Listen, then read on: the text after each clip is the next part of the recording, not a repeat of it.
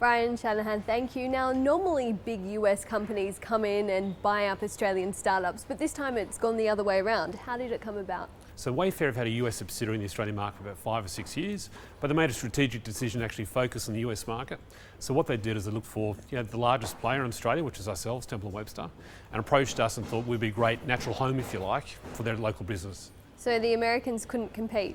Well, in this particular case, the Aussie business has done pretty well. So they approached us, realising that actually they couldn't compete with with Temple & Webster, and thought, okay, let's do something together about putting the two businesses together. So we saw this as a great opportunity to acquire their business. And so does that mean you got a pretty cheap price? Look, I can't disclose price, but it certainly is a price that stacks up on many grounds. Now, online furniture is a newish kind of space. At one point, Jerry Harvey said online furniture would never take off. Right.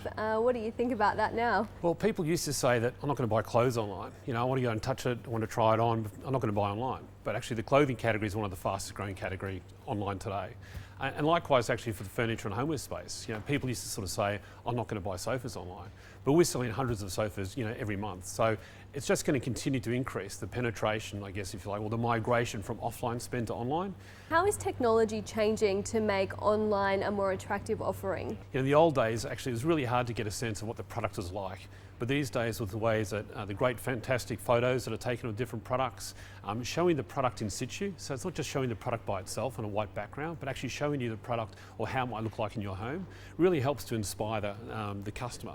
So I think in the old days, it was just about the product, but now it's about inspiration. And it's almost like bringing a magazine-like experience to the consumer so they can get a sense of what it's going to look like in their home. That really helps to engage them and makes them a bit more comfortable about the transaction they're making. So you essentially sell and then market other people's products. How did the suppliers fare in this? It's great for the suppliers actually, because there's lots of suppliers in Australia and what they're looking for is a channel to actually showcase their product. And it's really hard for them to actually get their product into some of the leading online retailers, the Freedoms, the Domains, the Myers, the David Joneses.